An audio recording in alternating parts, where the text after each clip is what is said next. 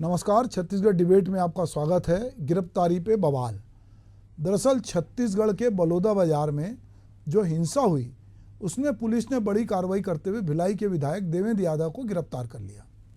और अभी जो खबर मिली है कि कोर्ट में जब उनकी याचिका लगाई गई तो उनको 7 दिन के लिए जो है अभी जमानत नहीं मिली है और वो अभी जेल में रहेंगे। तो ये निश्चित रूप से विधायक जो है देवेंद्र यादव, वो कांग्रेस में बहुत एग्रेसिव नेता भी हैं, तो उनकी गिरफ्तारी के बाद प्रदेश में सियासी माहौल गर्म हो गया।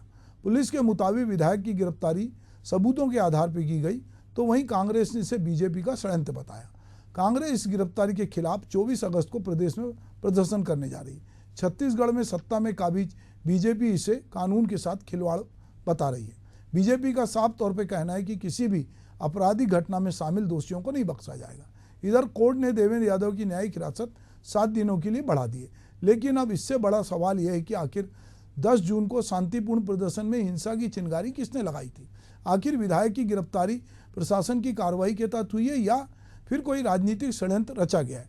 आज हम इसी मुद्दे पर चर्चा करेंगे, लेकिन पहले देखते हैं एक रिपोर्ट।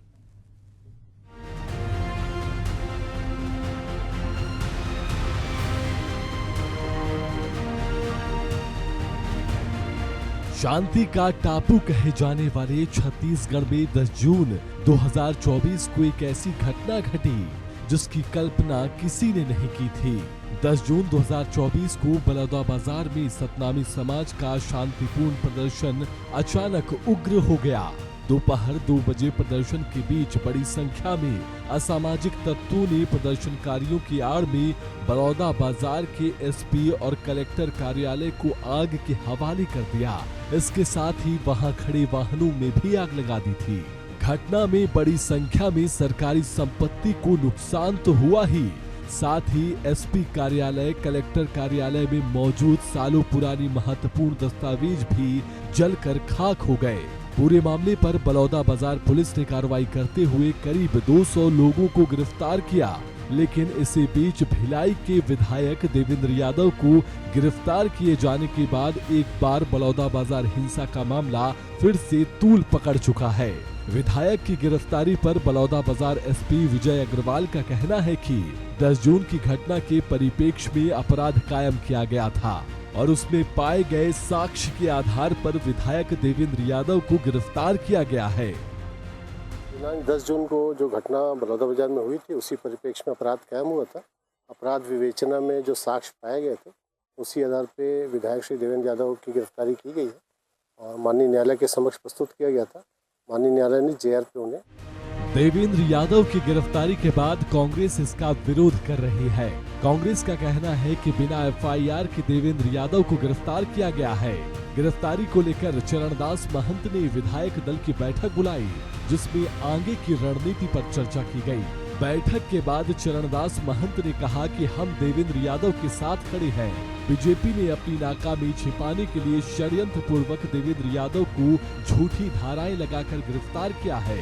इस गिरफ्तारी को लेकर कांग्रेस पार्टी 23 अगस्त को राज्यपाल से मुलाकात करेगी और 24 तारीख को प्रदेश भर में प्रदर्शन किया जाएगा। हम सब लोग देवेंद्र भाई के साथ खड़े हैं, पूरा विधायक दल उनके साथ है। उसके साथ किसी प्रकार का अन्याय नहीं होने दिया जाएगा और जो अन्याय हुआ है हम लोग उसका डट कर मुकाबला करेंगे, एक साथ रहकर मुकाबला करेंगे। और इसी संदर्भ में सभी साथियों ने ये स्वीकार किया है कि वो अपने अपने ज़िलों में वो जाएंगे, वहाँ पत्रकार वार्ता करेंगे और 24 तारीख को हर ज़िले में ज़्यादा से ज़्यादा संख्या के साथ इस घटना का विरोध प्रदर्शन हम लोग करेंगे। विधायक की गिरफ्तारी के बाद जेल में बंद विधायक देवेंद्र यादव से मिलने कई कांग्रेसी नेता सेंट्रल जेल पहुंचे। भूपेश बघेल, चरणदास महंत, रविंद्र चौबे, उमेश पटेल समेत कांग्रेस के करीब 15 विधायक ने देवेंद्र यादव से मुलाकात की। वहीं कांग्रेस ने गिरफ्तारी के विरोध में प्रदेश भर में प्रदर्शन की तैयारी में है, तो वहीं बीजेपी का कहना है कि किसी भी आपराधिक घटना में शामिल दोषियों को नहीं बख्शा जाएगा। अब इनको तो बार बार बुलाया गया, कई बार बुलाया गया कि आप आइए अपना पक्ष रखिए, और उन्होंने उसको भी महत्व नहीं दिया। तो निश्चित रूप से है, और ये बचाने का काम जो कर रहे हैं इस तरीके से, देखिए इसी विषय को लेकर बार बार ये विषय उठता था कि लॉ एंड ऑर्डर का विषय होता था कि लॉ एंड ऑर्डर नहीं है, कोई लोग को ट्रेस नहीं किया जा रहा है, किसी को पूछा नहीं जा रहा है। तो तेज़ गति से जब इस पे और सभी प्रकार के संज्ञान लिए जा रहे हैं, तो निश्चित रूप से जो जिनकी संलिप्तता इसमें होगी दिखाई पड़ेगी, जिनकी भी फाइंडिंग पाई गई है, निश्चित रूप से उनके ऊपर कार्रवाई होना चाहिए। अगर किसी प्रकार की कोई संलिप्तता नहीं होगी या कोई फाइंडिंग नहीं होगी तो दोष रहित हो जाएंगे। किसी प्रकार की फाइंडिंग होगी तो सीधे सीधे वो दोषी कहलाए जाएंगे। बलौदा बाजार हिंसा मामले में 200 लोगों की गिरफ्तारी के बाद विधायक देवेंद्र यादव की गिरफ्तारी ने सभी को चौंका दिया है, जिसके बाद एक बार फिर ये मामला प्रदेश में चर्चा का विषय बन गया है, जिस पर दोनों ही राजनीतिक पार्टियां आरोप प्रत्यारोप करती हुई नजर आ रही हैं। और अब देखना खास होगा कि आगे इस पूरे मामले में क्या कुछ खुलकर सामने आता है और दोषियों पर किस प्रकार से प्रशासन और सरकार कार्रवाई करती है। लविंदर पाल, एशियन न्यूज, रायपुर। चलिए, तो गिरफ्तारी पे बवाल है, तो सबसे पहले लविंदर की हम रिपोर्ट देख रहे थे, तो लविंदर से ही बात करते हैं कि रविंदर, ये जो रिपोर्ट के बाद क्या अपडेट नया कुछ हुआ है जो दिन भर में घटित हुआ है, ऐसा क्या है? देखिए सर, आज एक बड़ी बैठक की गई थी जिसमें कांग्रेस के जो नेता प्रतिपक्ष है चरणदास महंत, उनकी अध्यक्षता में ये बैठक हुई और जिसमें तमाम जो कांग्रेस के नेता थे वो मौजूद थे। इसमें सबसे बड़ा निर्णय यही लिया कि देवेंद्र यादव को धोखे से जेल में डाला गया है। ये लगातार जो अभी हमने परसों एक कॉन्फ्रेंस देखी उसमें भी भूपेश बघेल ये कहते हुए नजर आए, और साथ में आज जो बैठक हुई उसका निष्कर्ष भी यही निकला कि उन्हें धोखे से जेल में डाला गया, एफआईआर नहीं की गई है, उसके बाद जबरदस्ती उन्हें घर से उठा के गिरफ्तार किया गया है, ऐसा नेता प्रतिपक्ष चरणदास महंत लगातार ये आरोप लगाते हैं। साथ ही उसके बाद लगातार जो बैठक हुई, बैठक के बाद वे जेल पहुंचे जहां उनसे देवेंद्र यादव से मुलाकात की। 5 लोग साथ जो थे, जो विधायक थे, वो अंदर गए थे। उन्होंने उनसे चर्चा की, किस किस तरह की कोई परेशानी नहीं है, उनसे चर्चा की। उसके बाद जब बाहर आए तो उन्होंने पत्रकारों से चर्चा करते हुए कहा कि देवेंद्र यादव से हमने बात की है, हम उनके साथ खड़े हैं। भाजपा सरकार जो है अपनी नाकामियों को छुपाने की कोशिश कर रही है, जिसकी वजह से ये आरोप लगाए गए हैं देवेंद्र यादव पर। देवेंद्र यादव पहले भी लगातार इस मामले को लेकर उठाते आए हैं कि मुझे जबरदस्ती फंसाया गया है। देवेंद्र यादव ने यह भी कहा कि पुलिस के पास कोई सबूत नहीं है कि मैं वहां कोई मंच में भाषण दिया हूं या किसी को उग्र किया हूं, क्योंकि जो उनके पास वीडियो है वो खुद देवेंद्र यादव ने दिए थे, उनके इंस्टाग्राम पेज से, फेसबुक पेज से निकाला गया था। उसके अलावा पुलिस के पास कोई और सबूत नहीं है, ये देवेंद्र यादव लगातार कह रहे हैं। ठीक है लविंदर, सबूत और ये भी बताया कि जो लोग हैं, हाँ बोलिए, जो वहां के लोग हैं वो भी उनका यही कहना है कि उन्हें जबरदस्ती उनके खिलाफ बयान देने के लिए मजबूर किया जा रहा है। ऐसा देवेंद्र यादव ने पत्रकार वार्ता में लोगों के सामने, हमारे सामने इस बात को सामने बताया है कि जो लोग हैं वहां पे जबरदस्ती उन पर प्रेशर डाला गया है कि देवेंद्र यादव का आप नाम लीजिए, नहीं तो आपके घर परिवार के बेटे को अंदर कर दिया जाएगा, जो उस समय वहां मौजूद थे। तो ऐसी जो बातें हैं वो लगातार उठ के आ रही हैं, जिसको लेकर अब पूरे कटघरे में जो है भाजपा की सरकार और पुलिस प्रशासन आती है कि क्या ऐसा कुछ है, क्योंकि देवेंद्र यादव ने बड़ा आरोप लगाया है, कांग्रेस भी बड़ा आरोप लगाती है। चलिए, तो अपन ऐसा करते हैं लविंदर कि हमारे साथ भाजपा के प्रवक्ता हैं तौकीर रजा साहब, हम तौकीर जी से ही पूछते हैं कि ये जो देवेंद्र यादव जो आरोप लगा रहे हैं, कांग्रेस जो आरोप लगा रही है कि देवेंद्र यादव की कोई संलिप्तता नहीं थी और देवेंद्र यादव को धोखे से गिरफ्तार किया गया है, तो इस बारे में तौकीर भाई आप कुछ अपना पक्ष रखेंगे पार्टी का? जी देखिए, सर्वप्रथम तो ये कहना चाहूंगा, तुमने समझी ही नहीं अपनों की अजमत, तुमने समझी ही नहीं अपने अपनों की अजमत। अब मुसीबत में अगर तुम हो तो हैरत क्या है?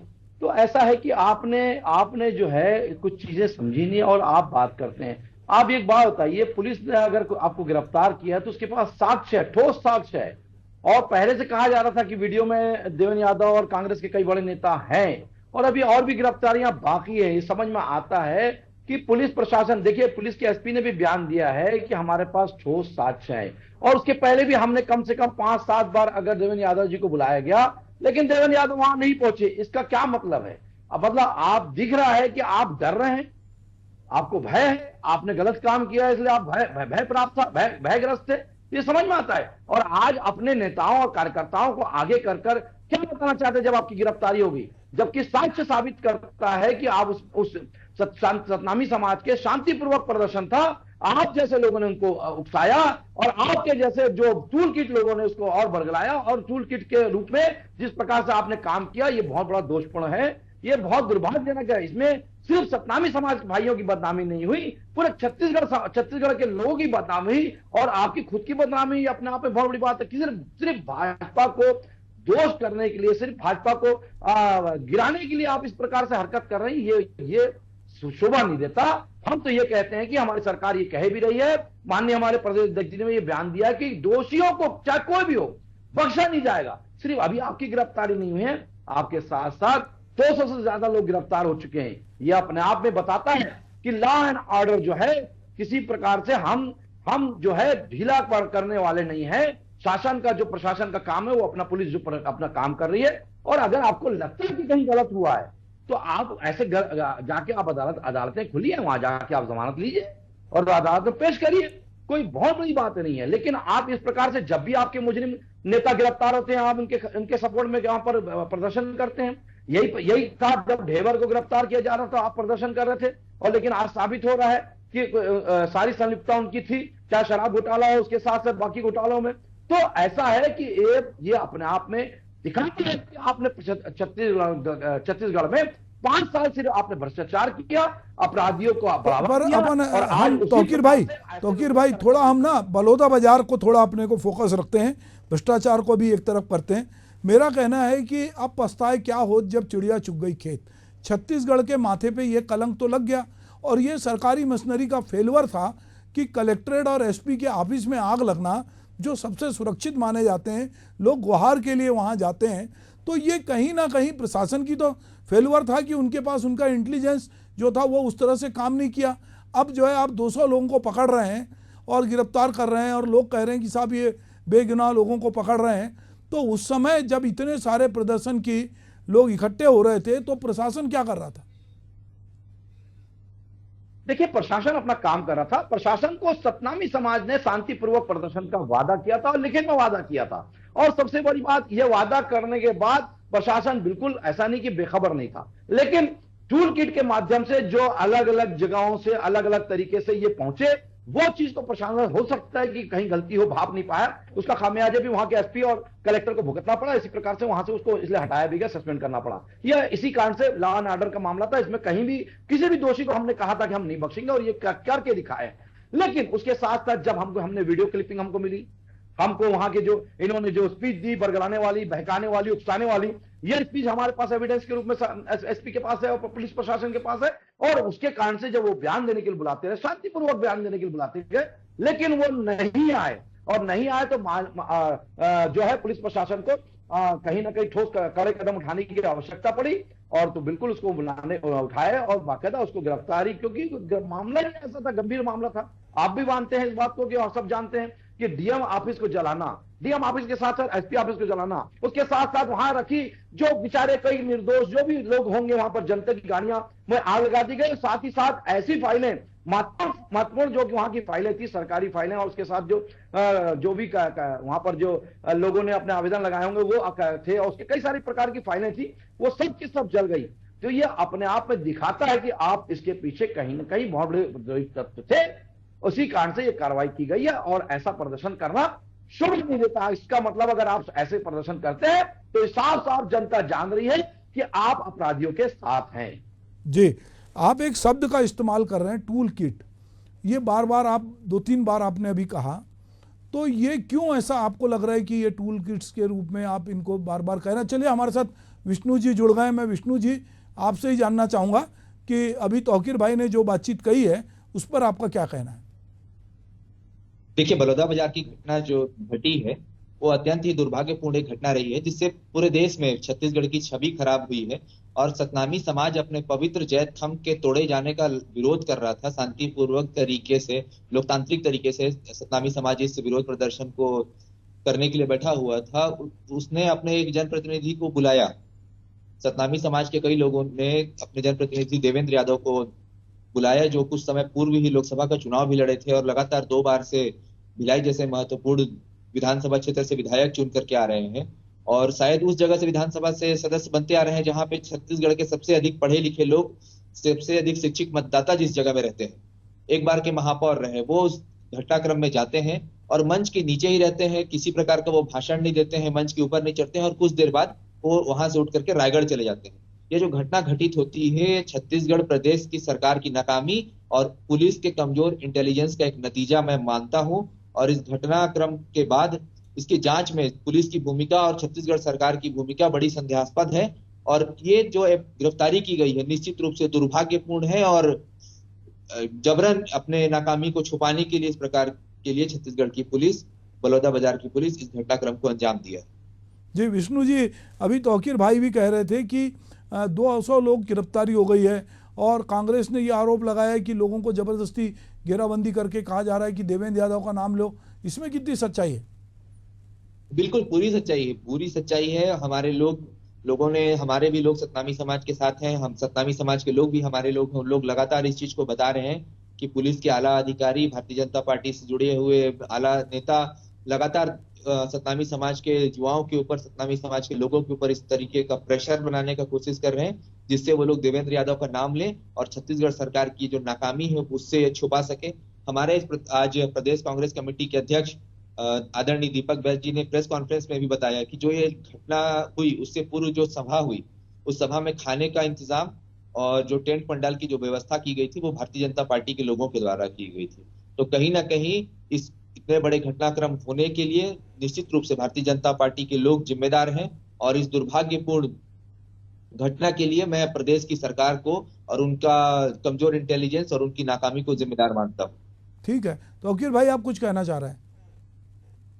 देखिए, ऐसा टूल किट के बारे में आप बात कर रहे थे, मैं पहले उसका जवाब दे दूं। टूल किट जो है कांग्रेस का एक ऐसा हथकंडा है सोशल मीडिया का जिसमें दुष्प्रचार सबसे ज्यादा किए जाते हैं। उसी के माध्यम से इन्होंने बरगलाने और बहकाने का काम जो है वो किया, और उसी कारण से आप ये बता रहे हैं कि मंच पे नहीं गए। साहब वीडियो है, मंच पे गए थे देवेंद्र यादव। झूठ बोलना थोड़ा कष्ट कम करें, और सबसे बड़ी बात एविडेंस है बाकायदा पुलिस के पास। आप पुलिस को दोषी बना रहे हैं। देखिए, पुलिस प्रशासन के पास सारे एविडेंस हैं। अगर एविडेंस नहीं है तो जाइए ना अदालत में, उनको जमानत दिलवा के दिखाइए ना। छत्तीसगढ़ में आपकी पुलिस किस प्रकार से काम कर रही है वो किसी से छुपा हुआ नहीं है। अभी मेरे साथ कुछ पत्रकार साथियों के ऊपर गांजा रख करके उन्हें गिरफ्तार करने का काम इसी छत्तीसगढ़ में भारतीय जनता पार्टी की पुलिस ने किया था। वो बात किसी से छुपी हुई नहीं है। आपका एक टीआई जबरदस्ती पत्रकार साथियों के गाड़ियों में गांजा रखता है, उन्हें गिरफ्तार करने का काम करता है, उसके बाद उसकी जांच होती है। छत्तीसगढ़ की पुलिस लगातार अच्छे लोगों के और सच्चे लोगों के खिलाफ काम करने का काम कर रही है। वो सामने है, कांग्रेस ने हमेशा सुरक्षा दिया अपराधियों को, और आपके भी। चलिए, हम तौकीर भाई और विष्णु भाई, जरा मैं अपने सहयोगी लवी कांग्रेस के प्रवक्ता कह रहे थे कि छत्तीसगढ़ की पुलिस जो है जिस तरह से अभी 4 पत्रकारों को उनके गाड़ी में गांजा रखा, उसमें एक टीआई को सस्पेंड किया, तो छत्तीसगढ़ की पुलिस की भूमिका पर ये भी सवाल उठा रहे हैं। दूसरा ये भी बात निकल के आई है कि लोग ये कहा जा रहा है कि देवेंद्र यादव को फंसाने के लिए लोगों से कहा जा रहा है उनका नाम लो। तीसरा ये कह रहे हैं कि वो मंच पे नहीं थे। तो इसमें कितनी क्या सच्चाई है? देखिए सर, इससे पहले ये जो तीनों बातें हैं, इसको लेकर देवेंद्र यादव ने भी पहले यही कहा कि जितने साक्ष्य मैंने अपने सोशल मीडिया में डाले थे उतना ही सबूत केवल पुलिस के पास है। वो तो लगातार ये आरोप लगा रहे हैं कि पुलिस के बाद इसके अलावा मेरे पास मंच का कोई भाषण हो या किसी को मैंने बरगलाते हुए कोई भाषण दिया या किसी को बात की है, तो इसके अलावा कोई और वीडियो है तो वो दे, तो वो खुद जाने को तैयार है, उन्होंने ये कहा है। और साथ ही हमने अभी जो घटना देखी बस्तर की, जो 4 पत्रकारों को पुलिस के द्वारा उनकी गाड़ी में गांजा रख के उन्हें तस्करी के नाम पे अंदर किया गया। हालांकि सरकार द्वारा इस पर एक्शन भी लिया गया है, उसको तत्काल निलंबित कर दिया गया है। ऐसे में जो उसे सस्पेंड किया गया है, तो इसको लेकर ये सवाल जरूर उठाता है कि क्या बलौदाबाजार की घटना भी जो सरकार और पुलिस की फेलियर का नतीजा है, क्योंकि इससे पहले इंटेलिजेंस फेलियर सरकार के पास जरूर इसका कोई सूचना पहले से मिलेगी, इंटेलिजेंस तो होगा, लेकिन इतनी बड़ा घटना हो गई, क्या कहीं ना कहीं ये दर्शाता है कि इंटेलिजेंस फेलियर है? तो ऐसे में ये सवाल जरूर खड़े होते हैं सरकार पे और पुलिस प्रशासन पे, क्या इसको लेकर सरकार कोई एक्शन लेगी? हालांकि जो उप मुख्यमंत्री हैं विजय शर्मा ने उन्हें तत्काल जो एसपी थे उन्हें निलंबित कर दिया गया था, उन्हें हटा दिया था। केवल जो कांग्रेस है केवल ये कह रही थी कि केवल कानाफूर्ति की गई है, काम कुछ नहीं हुआ है। इसी को लेकर ये लगातार इस तरह के प्रदर्शन करते जा रहे हैं और 24 तारीख को बड़ा प्रदर्शन किया जाएगा, जिसमें रविंदर एक मिनट, विष्णु जी मैं ये जानना चाहता हूं कि देवेंद्र यादव को जब पुलिस ने 3-4 बार बुलाया और कहा कि आप अपना बयान दीजिए, वो बयान देने नहीं जाते, और जब पुलिस उनको गिरफ्तार करने पहुंचती है तो अभी आप वीडियो आप देख रहे थे कि वो कार के बोनट पे चढ़ के जनता को संबोधित कर रहे हैं, और उसके बाद अभी उनकी न्यायिक हिरासत 7 दिन बढ़ा दी गई है। कांग्रेस के लोग भी उनसे मिलने गए। हमारा कहना है कि आप एक जनप्रतिनिधि हैं, आप महापौर रहे हैं, पुलिस भी इसका एक हिस्सा है। यदि पुलिस किसी को पूछताछ के लिए बुलाती है तो उसमें जाके सहयोग करने में क्या तकलीफ थी? नहीं देखिए, बिल्कुल देवेंद्र यादव जी को बुलाया गया और एक बार जाकर के देवेंद्र यादव जी बयान देकर के आए गए। पहले एसपी साहब से, वहां बलौदाबाजार के एसपी साहब से मुलाकात की, उसके बाद संबंधित थाने में जाकर के उन्होंने अपना बयान दर्ज कराया। और आप किसी एक जनप्रतिनिधि को जबरन परेशान करने के उद्देश्य से अगर बुलाएंगे तो उसका क्या नतीजा निकल करके सामने आएगा। और देवेंद्र यादव जी के ऊपर 20 धाराएं लगाई गई हैं। मेरे ख्याल से जितनी धाराएं उस पुलिसकर्मी को आती थी, जिस टीआई ने एफआईआर लिखा होगा, सभी की सभी धाराएं देवेंद्र यादव के खिलाफ लगा दी। हत्या का प्रयास, बलपूर्वक प्रवेश, षड्यंत्र, विस्फोटक पदार्थ को लेकर के अपने गाड़ी में ट्रेवल करना, इस तरीके का गंभीर धाराएं उनके ऊपर लगाई गई हैं। अच्छा, किसका हत्या का प्रयास देवेंद्र यादव ने किया? कहां पे सरकारी संपत्ति को नुकसान कराने का काम देवेंद्र यादव ने किया? कहां पर विस्फोटक पदार्थ को लेकर के देवेंद्र यादव कहीं लाना ले जाने का काम किया? मेरा यह सवाल छत्तीसगढ़ की पुलिस के साथ है और छत्तीसगढ़ की सरकार के साथ है। और छत्तीसगढ़ की जो सरकार है लगातार अपनी नाकामी छुपाने के लिए, इतने बड़े घटना का ठीकरा कांग्रेस की सिर पर फोड़ने के लिए इस युवा विधायक को फंसाने का काम कर रही है। लेकिन सतनामी समाज के साथ साथ छत्तीसगढ़ की जनता इस बात को जानती है और भारतीय जनता पार्टी के द्वारा लगाए गए आरोप, भारतीय जनता पार्टी की पुलिस के द्वारा लगाया गया जो केस है, ये न्यायालय में नहीं टिकेगा।